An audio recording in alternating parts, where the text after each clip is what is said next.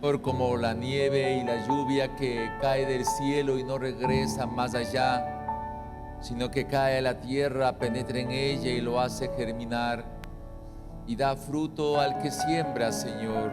De la misma manera, Señor, que tu palabra en esta mañana no regrese vacía, sino que cumpla el objetivo por el cual tú quieres que sea enviada.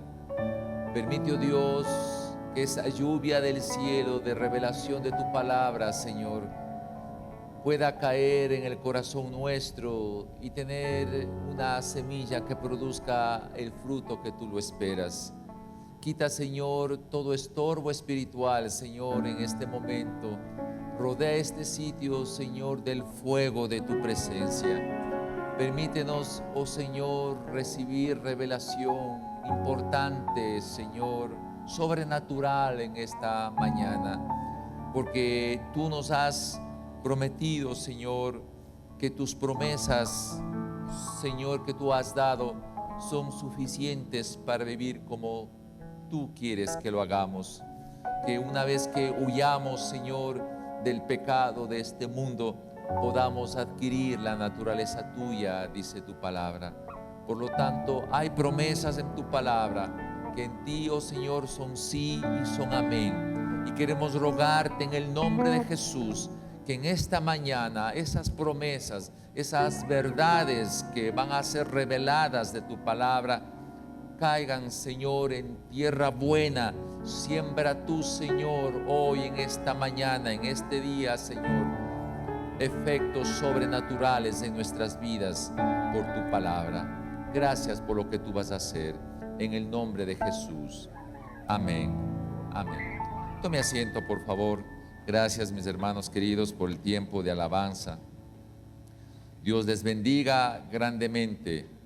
En esta mañana, el tema que vamos a tocar es ¿a dónde vamos? ¿A dónde vamos? Yo creo que es un tema muy importante en los tiempos actuales en que estamos nosotros viviendo. ¿A dónde vamos? El texto inicial que le vamos a usar es el Salmo 139, los versículos del 7 al 10.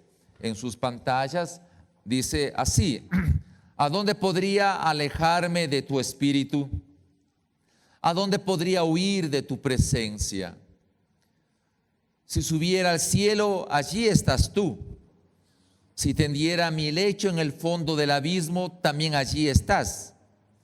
Si me elevara sobre las alas del alma o me estableciera en los extremos del mar, aún allí tu mano me guiará, me sostendría tu mano derecha. Estos versos del Salmo 139 manifiesta la esencia de lo que es Dios, que está en todas partes, que está en todo lugar. Dios es omnipotente, omnisciente, y en todo lugar nosotros podemos contar con su presencia. No podemos escapar de Él siempre está. Dice ahí que Él nos sostendría con su mano derecha, con su mano victoriosa, dice otra versión. Pero la gran pregunta es, si Dios revela por su palabra que donde quiera que nosotros querramos ir, Él va a estar ahí siempre presente para sostenernos con su mano victoriosa, ¿por qué nosotros muchas veces sentimos que Dios no está a nuestro lado? Que Dios no nos comprende, que Dios se ha alejado de nosotros, que nos pasa circunstancias difíciles, circunstancias adversas que no entendemos, que no comprendemos. ¿Cómo realmente conectar, enlazar esta revelación de su palabra, que Él es omnisciente, omnipresente y todopoderoso, con la realidad propia que nosotros vivimos? ¿A dónde vamos? Creo que es una buena pregunta. Para entender un poquito esto, quisiera que me permitan compartir un poco de un testimonio personal. Hace 34 años yo entré acá a esa iglesia, a este templo, con todos los temores propios que yo tenía. Yo viví con un sacerdote católico buenos años y me crié desde mi niñez con él. Él era el capellán de un leprocomio Verde Cruz. Yo conocía lo que es el ministerio de este tío mío sacerdote y me crecí en esa línea. yo era el que, en mi sentir, en ese tiempo agarraba las piedras y lanzaba piedras a los evangélicos. Yo era un hombre que lanzaba piedras a los evangélicos. Pero en medio de las circunstancias que el Señor me permitió vivir en un momento determinado, Dios habló mi corazón, porque yo me di cuenta que ya casado, ya con nuestra hija, ya venía la segunda, yo estaba perdido, yo no sabía a dónde poder ir. Uno cree que el trabajo que uno hace al adquirir una profesión, al adquirir una capacitación determinada, es para poder trabajar y tener cosas. A donde va es con mi profesión, tener cosas, adquirirlo, tener recursos, casita, un vehículo, lo que sea, y uno se esfuerza por eso, y con la esposa y la familia se trabaja en ese sentido. Pero esa pregunta que hoy está planteada, ¿dónde vamos?, era para mí que tenía que ver algo más allá de las dos profesiones que yo adquiría en ese tiempo, de matemáticas y de ingeniero, pero estaba realmente yo perdido. 34 años atrás, al ingresar a esta iglesia, aprendí lo que significaba la palabra de Dios. Aquí encontré la orientación y la respuesta a donde yo debo ir. 10 años después de estar como parte de esta iglesia, dentro de la membresía y del desarrollo normal que un miembro en una iglesia tiene, asistiendo a los cursos, capacitándome de la mejor manera, sentado en un lugar por ahí, en una prédica de aquí, en el púlpito, se llamó a todos aquellos que quisieran servirle al Señor en ministerio, y Dios puso en mi corazón pasar adelante. Y ahí yo recuerdo clarito cómo fue ahí ese momento en que Dios me dijo: hoy te llamo a ti para indicar no solamente a dónde debes ir, sino qué voy a hacer contigo en el futuro. Ahí estuve entonces, me empecé a preparar en el ministerio pastoral, y ya estoy 25 años trabajando dentro del rol de la iglesia. 10 años después, Dios permitió estar al frente como pastor principal. Y la pregunta ahora no era solamente a dónde tengo que ir yo, sino a dónde tenemos que ir como iglesia. Ya la pregunta se amplió, como ustedes pueden imaginarse. ¿Qué debo hacer yo, Señor? ¿A dónde debe ir la iglesia? Y en este deseo profundo de buscar al Señor, pasó un año donde se trabajó estudiando la Escritura, estudiando aquí dónde irnos, Señor, y surgió la visión que hoy tenemos de ser una nueva sociedad para impactar con el Evangelio a la ciudad, al país, América Latina y el mundo, y la misión de denunciar la injusticia, redimir al perdido y ayudar al necesitado. Pero en medio de ese tiempo en que se vivía, se necesitaba tomar una resolución, porque si era para mí una incógnita, ¿cómo aplicar la visión y la misión? ¿Cómo hacerlo? En ese tiempo se escuchaba lo que era la iglesia en California de Saddleback, y Dios permitió viajar allá y entender los principios de los propósitos de Dios para la iglesia.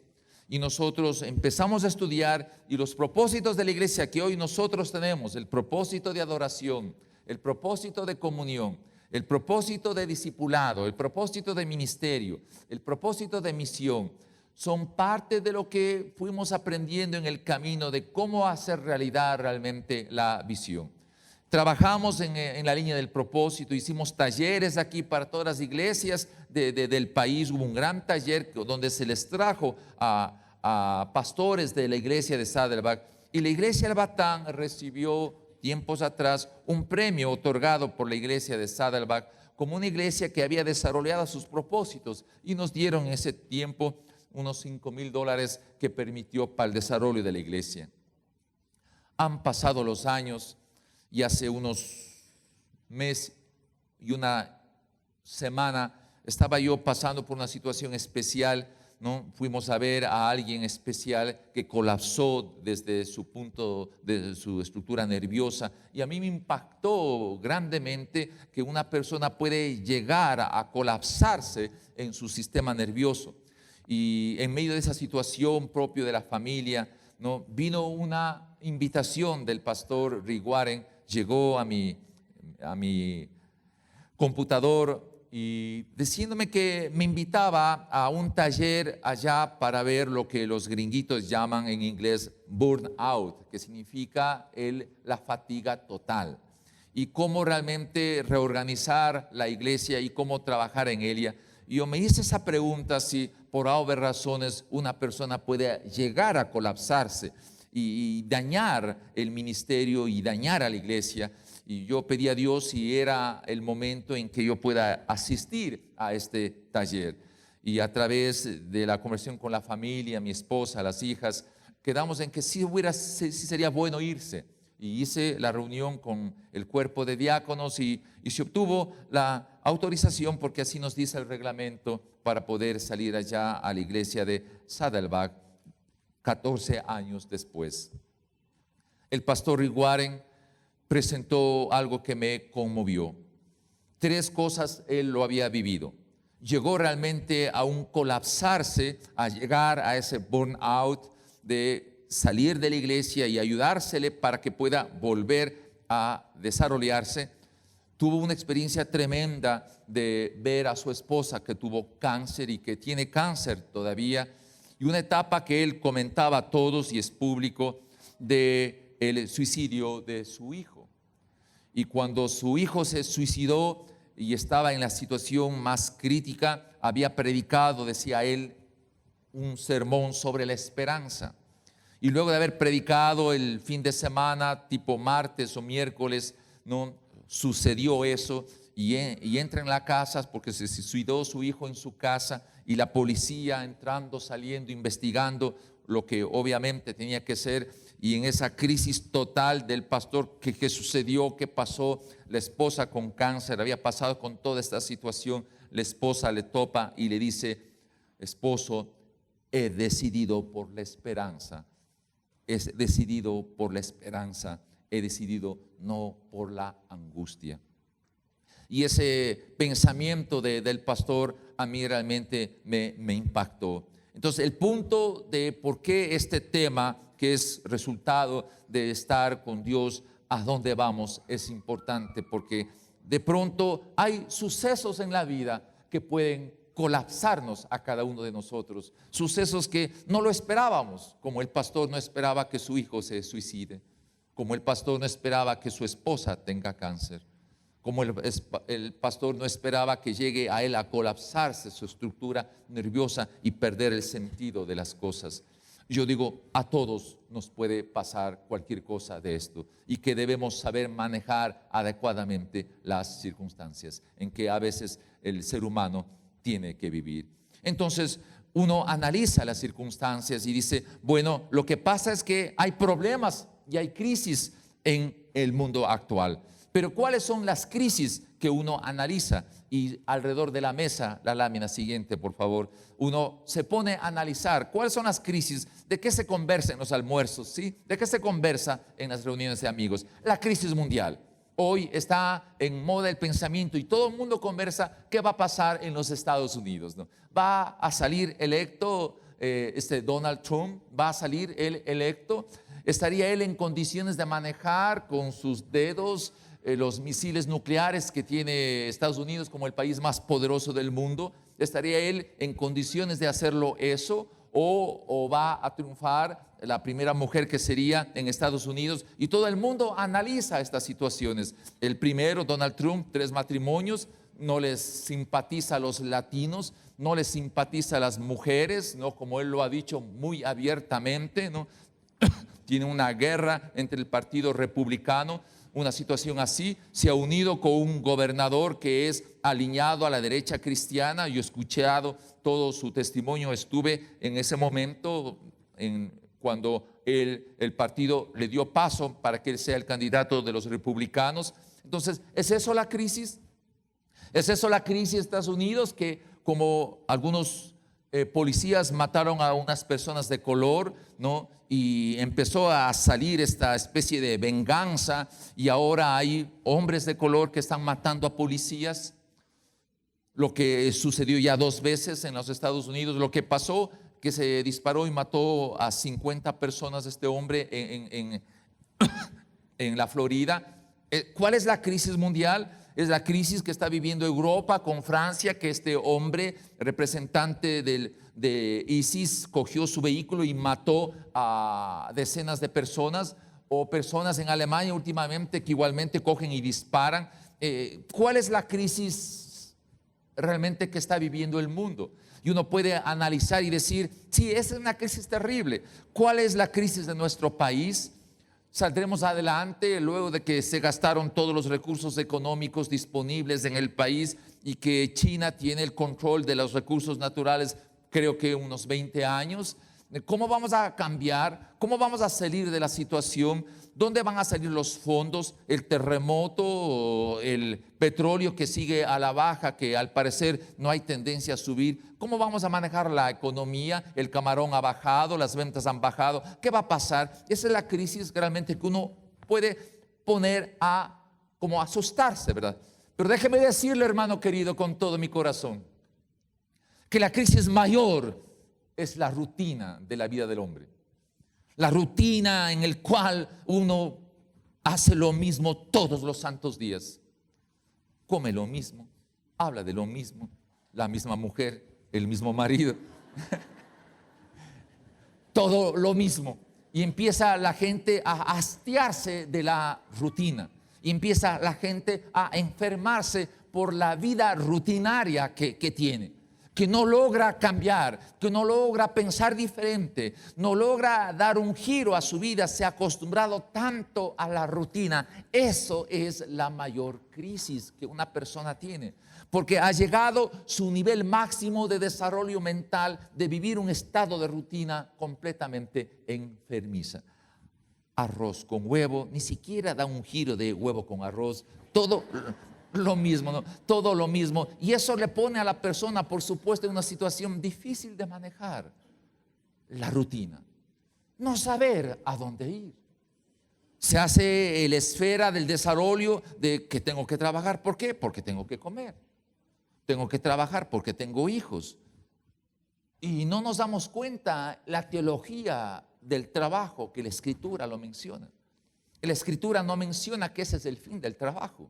Para nada. La Biblia me dice, no pongas bozal al buey que trilla. Y eso es un verso que todos sabemos, pero no lo entendemos mucho, lo que significa que no debemos poner bozal al buey que trilla. La gente necesitaba que el trigo sea aplastado por algo, por alguien, para sacar el grano. Por eso había un molino, una piedra grande con un eje horizontal y vertical, y un buey era amarrado al molino para que el buey se siga dando las vueltas, alando la piedra. Y mientras alaba la piedra, por supuesto, aplastaba y salía el grano. No había que ponerle bozal al buey que trilla. Por lo tanto, el buey tenía que comer como resultado de su trabajo.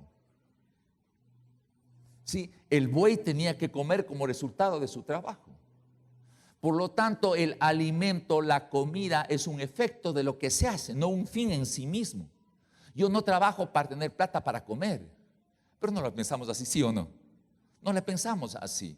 Yo trabajo por una teología que tengo que desarrollar cambios, y el efecto de eso es la alimentación y la comida. Por eso Jesús dice, no se preocupen por el día de mañana. ¿No ven acaso los pájaros que no trabajan o y siempre tienen que comer? Ustedes son más que eso.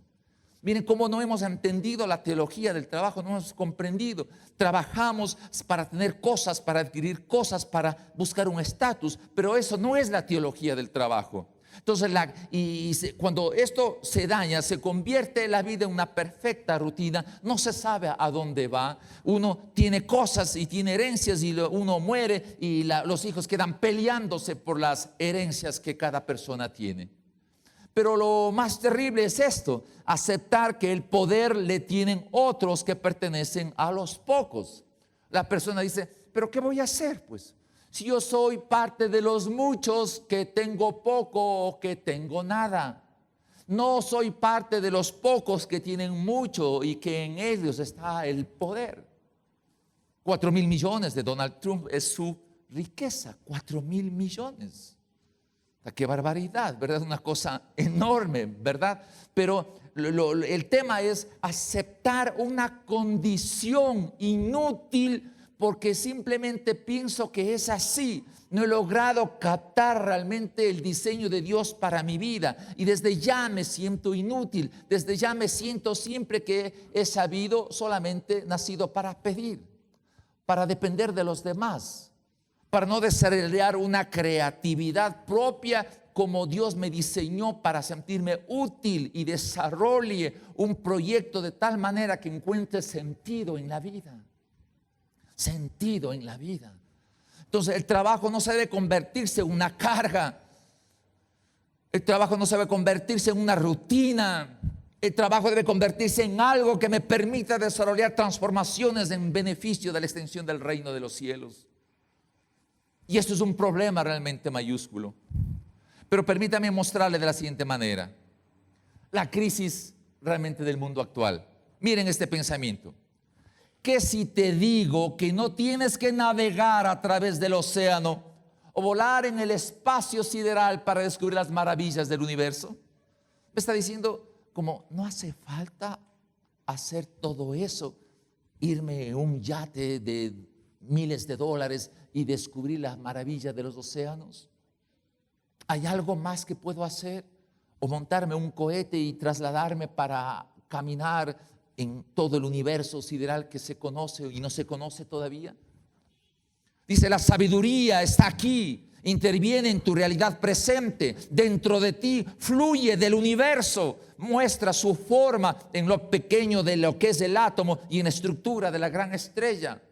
Por lo tanto, hay algo que Dios me puso en mi corazón, que Dios me puso para poder generar una idea. Por eso Moisés dice, permíteme contar mis días de tal manera que traiga a mi vida sabiduría. Y la gente tiene miedo de contar los años. Y la gente dice, ¿los años pasan o se quedan? Pasan. No, se quedan. Están arrugadas, mi carita ya. Se quedan los años y tenemos que aceptar eso. Los años no pasan, los años se quedan. Pero deben quedarse de tal manera que traiga a mi vida sabiduría. Eso es otra cosa. Eso es otra cosa. No tenga miedo de que los años se queden. Tenga miedo de que si se queden no generen en usted sabiduría. Eso tenga pavor. Eso tenga miedo para no llegar a una rutina terrible de no saber todos los días qué hacer porque no sabe más qué hacer que lo que está haciendo todos los benditos días. Salir de la rutina, salir del espacio realmente que nos hemos formado sin buscar otras alternativas que me den un olor fresco a la vida. Por lo tanto, ¿hay la sabiduría en mí? ¿Cuento yo con eso? Claro que cuento. Vuelvo al tema. Dios es omnipresente. Dios es todopoderoso. Está en todos los lugares. No puedo, por lo tanto, huir de la presencia de Dios. Dios está en todas partes. El problema no está en Dios. El problema está en mí, que yo no percibo la presencia de Dios. Ese es el problema. Cuando yo llegue a no percibir la presencia de Dios en mi vida, llegaré yo a aburrirme, llegaré yo a tener hastío de mi vida. Por eso la droga, por eso el licor, por eso la locura de alguien que mejor, ¿qué experiencia tendría al disparar? A ver cuántos mueren aquí. ¿Qué está pasando? Si no encuentro sentido en la vida, un propósito, una razón, que el dinero calma los nervios y nada más. Que el poder no está en el dinero que tengo, sino en la mente que yo tengo, en lo que yo soy, en lo que pienso, en lo que Él me revela por medio de su palabra. Ahí está la riqueza, no está en lo que tengo, no está en las profesiones que adquiero, está en la revelación de Dios a través de su palabra. Ahí está la riqueza, hermano querido. Frente a eso, fíjese, nuestra visión, nueva sociedad. ¿Somos una nueva sociedad? Claro que sí, dirá. ¿Es que hay una sociedad vieja metida en la sociedad nueva? ¿Cuál es la nueva sociedad? Los niños que nacen y forman parte de la sociedad, ¿a cuál sociedad pertenecen? ¿A la vieja o a la nueva? cuál? Una buena pregunta, ¿verdad? ¿Dónde está el tema? La visión de la iglesia nuestra es: somos una nueva sociedad para impactar con el evangelio a la ciudad, al país de América Latina. Si yo no impacto con el evangelio, no soy de la nueva sociedad. Es un bonito pensamiento, como hay tantos pensamientos bonitos y lemas que se han presentado en la vida, que no sirven absolutamente para nada, sino para gastar árboles y madera para construir el papel. Nada más, nada más. Si yo soy una nueva sociedad, entonces tengo que impactar con el evangelio. Si no estoy impactando con el evangelio en el lugar donde estoy, entonces voy a adquirir una rutina miserable en mi vida. Porque la experiencia de impactar con el evangelio es gloriosa. Bienaventurado, hermosos son los pies de aquellos que traen buenas noticias. Dice así el evangelio. Como hermosos son realmente, aunque con dolor se siembre la semilla, con gozo se cosecharán las gavillas. Puede haber dolor en la siembra del evangelio, pero si yo no siembro el evangelio, hermano, estoy en una perfecta rutina. Arroz con huevo todos los benditos días. Y odio el huevo y odio el arroz, pero tengo que comerme, porque no sé qué hay más de eso. ¿Entiende usted eso? Entonces estamos limitados, no queremos desarrollar, nos hemos habituado a una manera de pensar: con tal de hacer estito, basta, suficiente.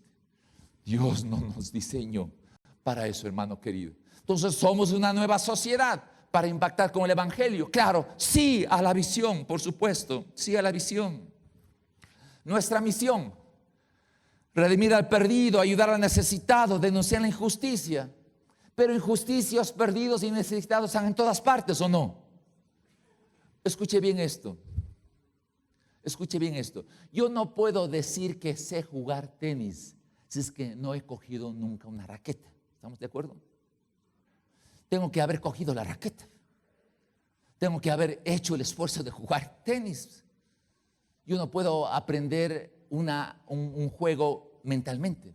Tengo que desarrollar musculatura. Tengo que desarrollar musculatura. Yo no puedo decir que redimo al perdido, que ayudo al necesitado, que denuncio la injusticia si no lo hago, si no lo ejerzo. Tengo que hacerlo, hermano. Tengo que destruir sistemas injustos. Tengo que destruir sistemas injustos. Si no lo hago, no pasa nada.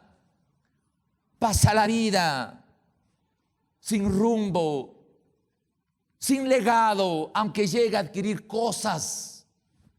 Hermano querido,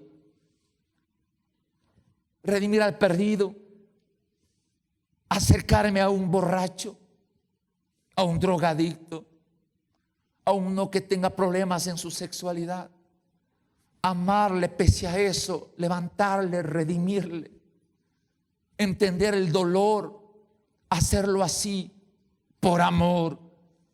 Eso es la misión de la iglesia. Y si yo no hago eso, no pasa nada. Seré un bulto ocupando en el espacio nada más. Y recuerden, ¿qué es un cáncer? ¿Qué es un cáncer? A ver, un médico, mi doctora, ¿qué es un cáncer? ¿Qué es un cáncer? Una célula muerta que ocupa un lugar en el espacio. Eso es cáncer. Una célula muerta que ocupa un lugar en el espacio. Y si nosotros, nuestra vida se convierte en ocupar únicamente un lugar en el espacio, somos un cáncer para la sociedad. Somos un cáncer para la sociedad, hermano. Dios no nos hizo así. Nos hizo grandes, hermosos. Debemos comenzar, por supuesto, nuestra visión, nuestra misión en casa. Nuestra casa. Porque ahí puede haber injusticias. Si el hombre trata mal a su mujer, es injusto. Si la mujer trata a su marido mal, es injusto. Si el hombre quiere gobernarle a la mujer y manejarle a la mujer y manipularle a la mujer, eso es injusto.